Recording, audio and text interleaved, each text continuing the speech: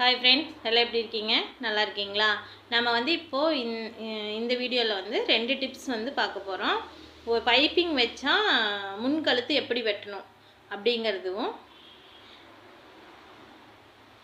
பார்க்கலாம். இப்போ வந்து இது பைப்பிங் வச்ச ப்ளவுஸு, அது சாரீ இருக்கிற கிளாத்தை வந்து வைக்க சொன்னாங்க. இது வந்து நம்ம வந்து தையலுக்கு விடாமல் இந்த ப்ளவுஸை வந்து நம்ம அப்படியே மார்க் பண்ணி கட் பண்ணிக்கலாம். மேலே கழுத்து பிடிக்கிறதுக்கு மட்டும் கொஞ்சம் பீஸ் விட்டு கீழே வந்து முன்கழுத்து கப் சைஸ் அந்த முன்கழுத்து வந்து என்ன பண்ணணும்னா அந்த ப்ளவுஸில் இருக்கிற பீஸை அப்படியே வெட்டணும். ஏன்னா நம்ம பைப்பிங் வச்சு அடிக்கிறது அதுக்கு மேலே அப்படி வருமில்ல, அதனால் இருக்கிற அளவை நீங்கள் எச்சை வந்து தையலுக்குன்ட்டு 1/2 இன்ச்சு விடுவோம். அதை வந்து இதில் வந்து பைப்பிங் அடிக்கிற ப்ளவுஸில் வந்து விட தேவையில்லை. அதில் வந்து நீங்கள் மேலே வந்து 1/2 இன்ச்சு வந்து விட தேவையில்லை. அப்படியே நம்ம இதனோட அளவை அப்படியே வச்சு கட் பண்ணிக்கலாம். மேலே 1/2 இன்ச் விட தேவையில்லை. இதில் தையலுக்குன்ட்டு மேலே 1/2 இன்ச் விட தேவையில்லை.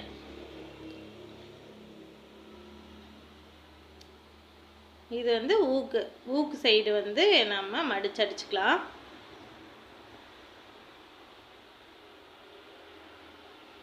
திருப்பி ஒரு தையல் போட்டுக்கலாம். அடுத்தது வந்து நம்ம என்ன இதில் வந்து இன்னொரு டிப்ஸ் என்ன சொல்கிறோன்னா, கப் சைஸ் வந்து நம்மளுக்கு கோணையாக இல்லை, சேஃபே இல்லாமல் இருக்குது அப்படின்னு நிறைய பேர் நம்மக்கிட்ட கம்ப்ளைண்ட் பண்ணுவாங்க. அந்த கம்ப்ளைண்ட்கான ஒரு சொல்யூஷன் தான் இதில் சொல்ல போகிறோம். என்னன்ட்டு இருங்க. இது ஊக்கு வைக்கிற பட்டி அடிச்சுக்கலாம். வி பட்டி அடிக்கும்போது நான் சொல்கிறேன். ஊக்கு வெட்டிலையும் அதே மாதிரி தான். முன்னாடி கப் பிடிக்கும்போது ரெண்டையுமே வந்து அளந்துக்கணும், இல்லைனா சரிசமமாக மடித்து நீங்கள் டாட் பிடிச்சிக்கோங்க.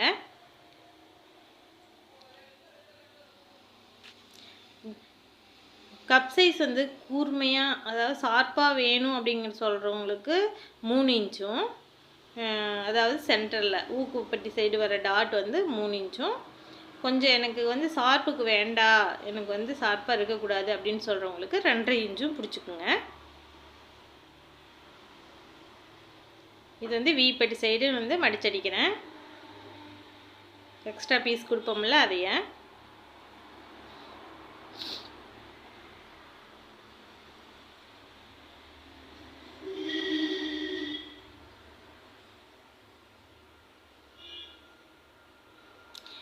ரெண்டாக மடித்து எக்ஸ்ட்ரா இருக்கிற பீஸை வெட்டிடுங்க.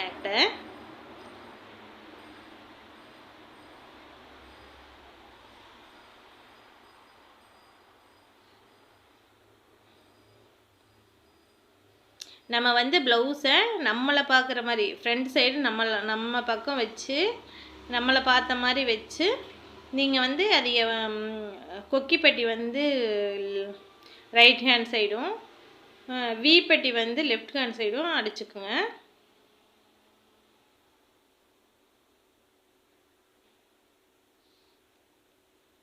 பாருங்கள், இப்போ வந்து இதனோட டாட் பிடிக்கிறது வந்து மேலே கரெக்டாக அந்த வந்து அந்த வீப்பட்டி வீ பிடிப்போம்ல ஊக்கு மாட்டுறக்கு, அந்த ஊக்கு மாட்டுற சைடு தான் நான் இப்போ சொல்ல போகிறேன். இதில் மிஸ்டேக் பண்ணாலும் நம்மளுக்கு வந்து கப் ஷேப் நேராக வராது, அது அழகாக இருக்கும், சேஃபாகவும் இருக்காது. இப்போ வந்து இந்த மேலே சென்டர் டாட் பிடிச்சிருக்குறோமில்ல ஊக்கு மாட்டுற சைடு, அதில் வந்து கரெக்டாக வைக்கணும். அந்த டாட் பிடிச்ச நேரே வந்து நம்ம மார்க் பண்ணி ஒரு வீப்பெட்டி போடணும். அடுத்தது கரெக்டாக உள்ளே வந்து தையல் வந்து ஜாயிண்ட் ஆகும். உள்ளே வந்து தையல் வர ஜாயிண்ட் ஆகி நீங்கள் மேலே துணி மேலே அமுத்தி பார்த்தீங்கன்னாவே அந்த இடத்துல கொஞ்சம் கெட்டியாக தெரியும். அந்த இடத்துல 3ஆவது டாட் பிடிக்கணும். நீங்கள் பெருசாக இருக்குது அதனால் நான் கொஞ்சம் மேலே தள்ளி பிடிக்கிறேன் அப்படிங்கிற மாதிரி இது பண்ணாதீங்க. ஏன்னா நம்மளுக்கு ஷேப் வந்து கரெக்டாக வராது. நீங்கள் பெருசாக இருந்தாலும் பரவாயில்ல அப்படின்ட்டு அடிச்சுக்குங்க. இப்போ அந்த இடத்துல வேண்டாம், அது வந்து ரொம்ப பெருசாக இருக்குது ஊக்கு வைக்கிறதுக்கு, நம்ம கொஞ்சம் மேலே தள்ளி பிடிச்சிக்கலாம் அப்படிங்கிற மாதிரி வச்சுக்காதீங்க. அது 4வது ஊக்கு. கீழே அந்த கோட்டில் வந்து 5வது ஊக்கு. வந்து அதில் இப்போ இதில் வந்து நம்ம பெருசாக இருக்குது, நம்ம கொஞ்சம் மேலே தள்ளி பிடிச்சிக்கலாம் அப்படின்னிங்கன்னா கண்டிப்பாக ஷேப் மாறிடும். அந்த ஷேப் வந்து இழுத்து கொடுக்காது நம்மளுக்கு. ஊக்கு தான் வந்து கப் ஷேப்பை கரெக்டாக கொடுக்கறது ஊக்கு தான். நீங்கள் மாறி வச்சிங்கனாவே அதே மாதிரி ஊக்கு வைக்கிற சைடும் நீங்கள் பார்த்து கரெக்டாக அந்த டாட் நேர் 2வது ஊக்கு வர மாதிரி நீங்கள் வச்சுக்கணும். மாறி வந்தால் கண்டிப்பாக பிரித்து நீங்கள் வச்சுருங்க. பொறுமையாக அடிக்கலாம். ஒவ்வொருத்தருக்கு வெளியில் வந்துடும். இந்த ஜாக்கெட் பிட்டில் நம்ம அடிக்கிறது அந்த பட்டியில் மட்டும் வராமல் ஜாக்கெட் பிட்லேயும் சேர்ந்து வரும். சப்போஸ் நம்மளுக்கு வந்து அந்த கிளியும் போது ரொம்ப உடம்பு டைட்டாக இருந்து அந்த ஊக்கு போடுற வீப்பட்டி வந்து கிழிஞ்சிரும். அப்படி இருக்கும்போது நீங்கள் என்ன ஆகுன்னு தெரியுங்களா, சாரியும் சேர்ந்து, அதாவது ப்ளவுஸ் உள்ளே இருக்கிற துணியும் சேர்ந்து கிழிஞ்சு வந்துடும். நீங்கள் இந்த மாதிரி வந்து வெளியில் அந்த பக்கம் பெட்டியிலிருந்து வெளியில் போகாமல் அடிச்சிட்டிங்கன்னா உங்களுக்கு வந்து ப்ளவுஸ் கிழியாது. நம்ம பிரிச்சுட்டு அதை கொஞ்சம் அடிச்சுட்டு துணி உள்ளே கொடுத்தும் கூட வச்சு நம்ம திருப்பி இந்த மாதிரி வீப்பட்டி அடித்து கொடுத்துடலாம் கஸ்டமருக்கு.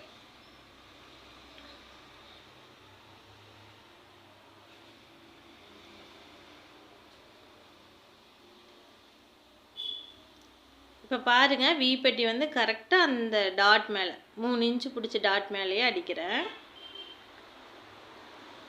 நான் வந்து உங்களுக்கு இன்னொரு டிப்ஸ் சொல்கிறேன். என்னென்னா, நான் அடித்து தைச்சி கொடுத்ததுக்கப்புறம் அந்த ப்ளவுஸை போட்டு காட்டிட்டு தான் நான் போக சொல்லுவேன். ஏதோ ஒரு பக்கம் இருந்தாலும் நான் பிடிச்சி தரேன் அப்படின்னு சொல்லிடுவேன். நீங்களும் அதே மாதிரி செய்யுங்க. போட்டு காட்டிட்டு போங்க அப்படின்னு சொல்லுங்கள். ஏன்னா ஒரு சிலர் வந்து ப்ளவுஸ் நல்லாயிருக்கும், ஆனால் நம்மக்கிட்ட அமௌண்ட்டு குறைக்கிறதுக்காகவே வந்து இது சரியில்லை அப்படின்னு சொல்லுவாங்க. ப்ளவுஸ் சரியில்லை, நல்லாவே இல்லை, அதனால் நான் கொஞ்சம் ரேட் கம்மியாக தான் கொடுப்பேன் அப்படின்ட்டு நம்மக்கிட்ட சொல்லுவாங்க. அதே மாதிரி நம்மக்கிட்ட அளவு ப்ளவுஸ் கொண்டு வந்து கொடுக்கும்போதும் இந்த ப்ளவுஸ் வந்து அளவாக இருக்கா அப்படின்னு கேட்டுக்குங்க. ஓகே ஃப்ரெண்ட்ஸ், அவ்வளோதான். நீங்கள் பார்த்து எப்படி வீடியோ எப்படி இருக்குதுன்னு பார்த்துட்டு கமெண்ட் பண்ணுங்கள். Okay, bye bye friends. Hi friends, இந்த வீடியோ பிடிச்சிருந்துச்சுன்னா லைக் பண்ணுங்கள், கமெண்ட் பண்ணுங்கள், சப்ஸ்கிரைப் பண்ணுங்கள். Okay friends, bye bye. இன்னும் ஏதாவது யூஸ்ஃபுல்லான வீடியோ உங்களுக்கு நான் சொல்கிறேன். பாய் ஃப்ரெண்ட்ஸ், பாய்.